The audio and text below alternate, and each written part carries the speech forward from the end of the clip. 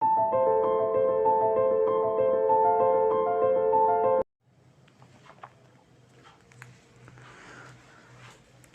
बच्चों, अभी हम लोग वेक्टर लॉ ऑफ एडिशन पे कुछ जेईई मेंस लेवल के कुछ प्रॉब्लम देखने वाले हैं। ठीक है, तो आइए शुरू करते हैं हम लोग। तो आपका प्रॉब्लम ऐसा है, the resultant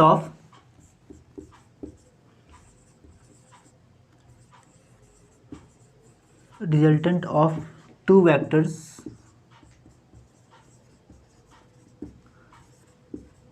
A and B is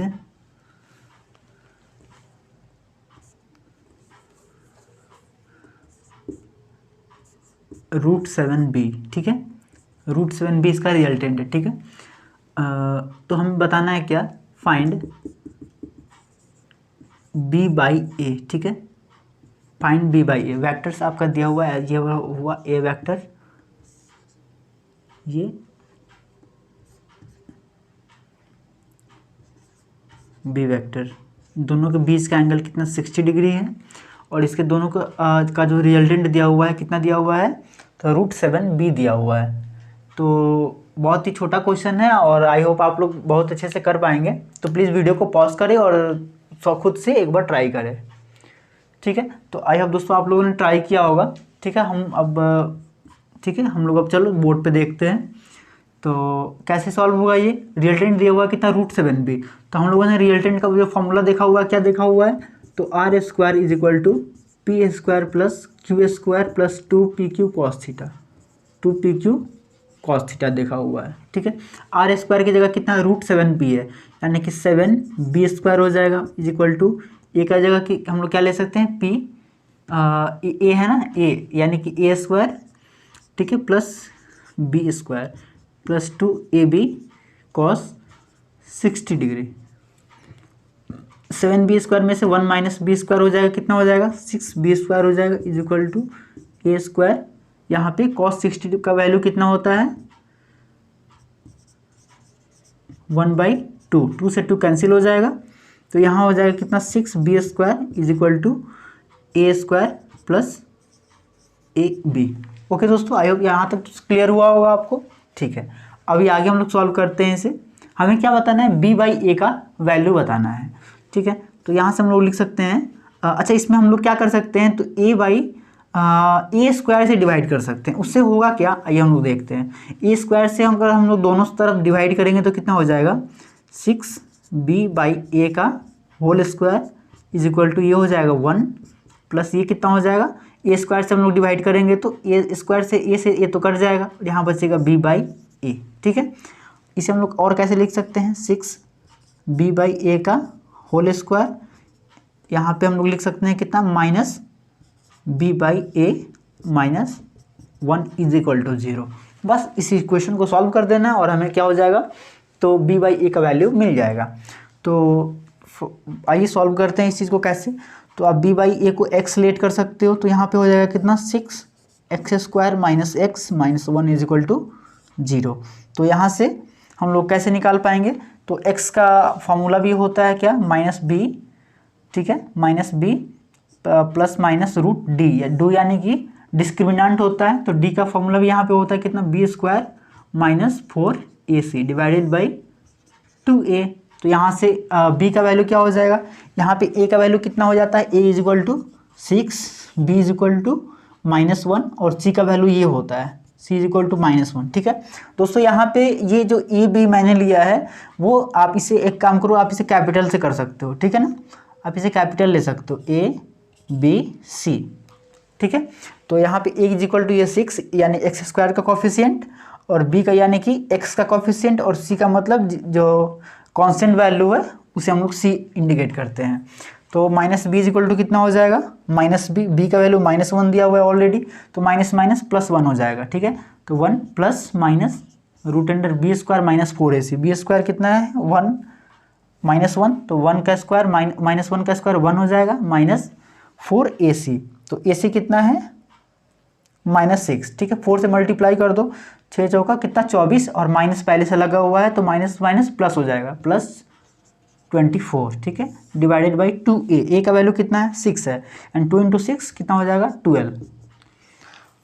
और हम लोग कैसे लिख सकते हैं इसे 1 प्लस यहाँ पे √25 है, √25 का वैल्यू कितना होता है 5/12। यहाँ पे हम लोग क्या लेंगे, माइनस का वैल्यू नहीं लेंगे। माइनस का वैल्यू अगर लेते हैं तो क्या हो जाएगा, ये टोटल का वैल्यू क्या आ जाएगा, ये निगेटिव आ जाएगा, ठीक है ना। तो हम लोग मैग्नीट्यूड निकाल रहे हैं और मैग्नीट्यूड क्या होता है, वो हमेशा पॉजिटिव होता है, इसलिए हम लोग नेगेटिव वैल्यू को नहीं लेंगे। तो यहाँ से कितना हो जाएगा 6/12 यानी कि 1/2।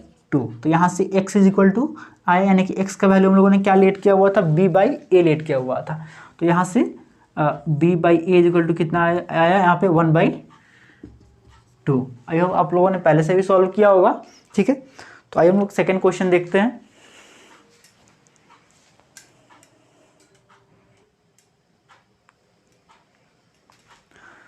ओके दोस्तों, तो हमारा सेकंड क्वेश्चन ये है, if A B plus C is equal to 0, ठीक है। हमारा क्या है, A vector plus B vector plus C vector is equal to 0, ठीक है। तीनों मिलकर के क्या बनाते हैं, तो 0 वेक्टर बनाते हैं। And the angle between A and B and C is 150 degree and 120 degree respectively. यानी कि ए और बी के बीच का जो एंगल है वो कितना है 150 डिग्री, और बी एंड सी के बीच का जो एंगल है वो कितना है 120 डिग्री, ठीक है।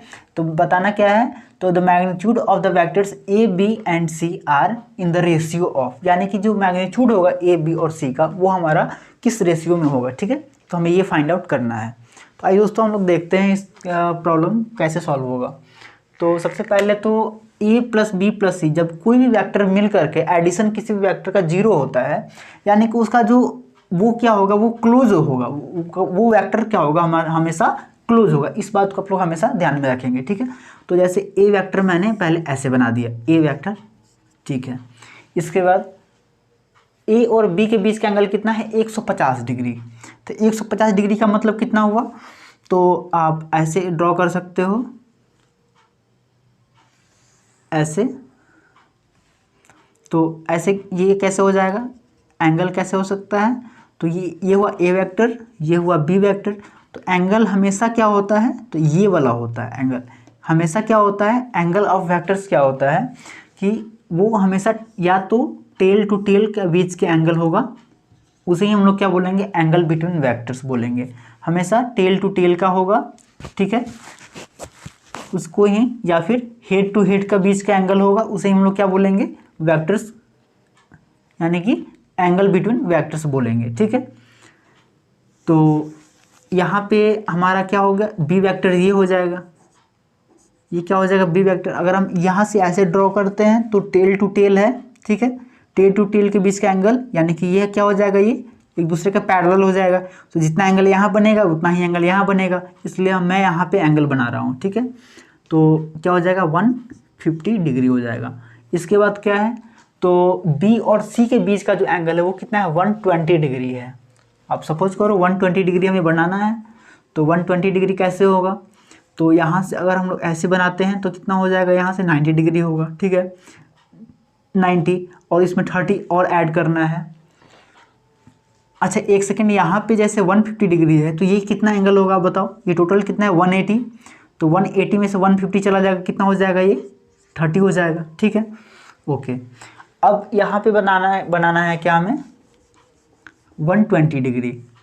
तो 120 डिग्री बनाना है, तो अगर मान लो कि हम लोग ऐसे बनाते हैं, सपोज कर लो कि अगर हम ऐसे बनाते हैं और ये वाला जो एंगल कितना है 120 डिग्री है, तो अगर ये टोटल कितना है 180 डिग्री बनाता है और इधर वाला एंगल 120 बनाता है, तो इधर वाला कितना एंगल बनाएगा 60 डिग्री बनाएगा। तो ये हुआ हमारा 60 डिग्री।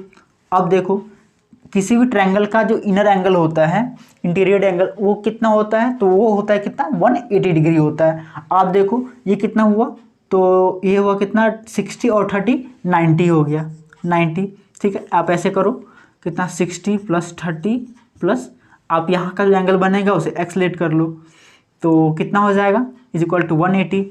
तो यहाँ से x = आपको निकल कर क्या आ जाएगा 90 डिग्री। और 90 डिग्री के लिए क्या होगा, तो यहाँ से तो परपेंडिकुलर ड्रॉ करना होगा, 90 डिग्री तभी तो बनेगा ना 90 डिग्री।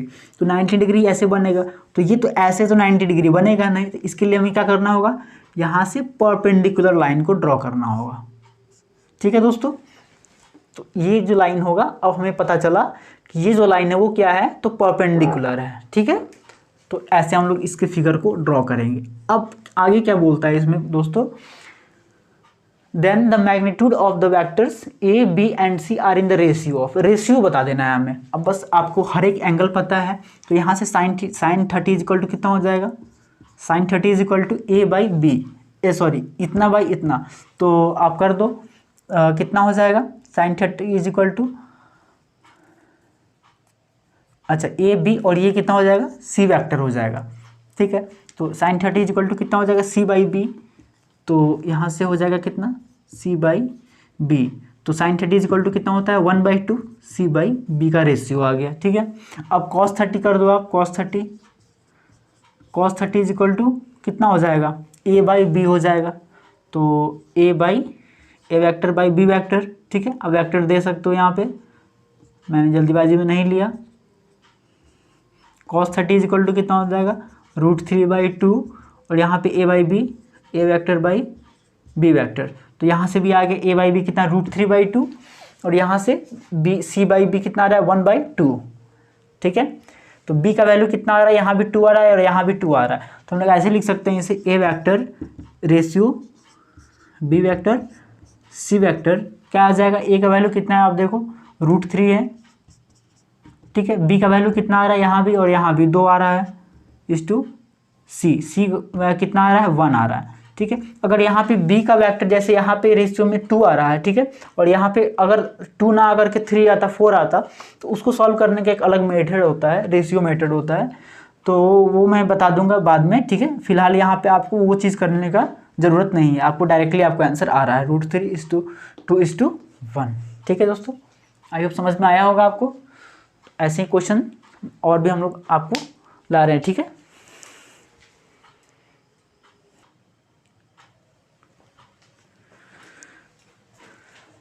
हेलो बच्चों, आपका जो नेक्स्ट क्वेश्चन है क्या है, the resultant of the two forces eight right angle is 5 Newton, ठीक है। तो दो वेक्टर्स है यानी दो फोर्सेस है, ठीक है, उस दोनों वो क्या है, दोनों राइट एंगल पे है और दोनों का रिजल्टेंट कितना है 5 न्यूटन है। तो बताना क्या है, when the angle between them is 120 degree, ठीक है, दोनों के बीच का जो एंगल है 120 डिग्री हम लोग कर देते हैं, तो क्या हो जाता है, तो रिजल्टेंट कितना हो जाता है √13 हो जाता है, रिजल्टेंट कितना हो जाता है √13 हो जाता है। तो हमें क्या बताना है, then the two forces are, तो वो दोनों फोर्सेस कितना होगा, ठीक है दोस्तों। तो आइए सॉल्व करते हैं। अगर जो बच्चे लोग सॉल्व कर पा रहे हैं आप वीडियो पॉज करके खुद से सॉल्व करें, ठीक है, और जिन्हें नहीं आता है वो लोग बोर्ड पे देख लें, ठीक है। तो आइए हम लोग सॉल्व कर रहे हैं इसे। तो दिया हुआ है टू फोर्स, एक फोर्स ये रहा, दूसरा फोर्स ये रहा, दोनों क्या है राइट एंगल पे 90 डिग्री पे दिया हुआ है, ठीक है। दो ये आप सपोज कर लो ए वेक्टर है, ये क्या है बी वेक्टर है। तो राइट एंगल के लिए क्या होता है, हम लोगों ने आपको कंडीशन बताया है, केस नंबर 3 था कि जब दो वेक्टर्स क्या हो परपेंडिकुलर टू ईच अदर हो, तब क्या होता है उस केस में r² = a² + b² होता है, a² + b² होता है। तो यहाँ पे रिजल्टेंट का वैल्यू दे रखा है कितना 5 न्यूटन, ठीक है, और a² + b², दो फोर्सेस का वैल्यू हमें क्या करना है, तो निकालना है ना, दो फोर्सेस का वैल्यू निकालना है। तो यहाँ से a² + b² = कितना दिया हुआ है 5 का स्क्वायर दिया हुआ है, यहाँ पे मैं यूनिट हटा दे रहा हूँ, 5 स्क्वायर दिया हुआ है, यानी कि ये a² + b² = 25 दिया हुआ है, इक्वेशन फर्स्ट मान लो इसे, ठीक है। इसके बाद क्या दिया हुआ है, when the angle between them is 120 degree, तो एक थीटा एंगल पे दो वेक्टर्स होते हैं, तो उसके बीच का रिजल्टेंट का जो फॉर्मूला होता है वो क्या होता है, तो वो कितना होता है r² = a² + b² + 2ab cos theta. तो यहाँ पे मैं लिख सकता हूँ कितना cos 120 डिग्री, ठीक है। अब कितना हो जाएगा r, ये रिजल्टेंट कितना दिया हुआ है √13 दिया हुआ है, तो यहाँ पे हो जाएगा कितना √13 का स्क्वायर यानी कि 13 हो जाएगा।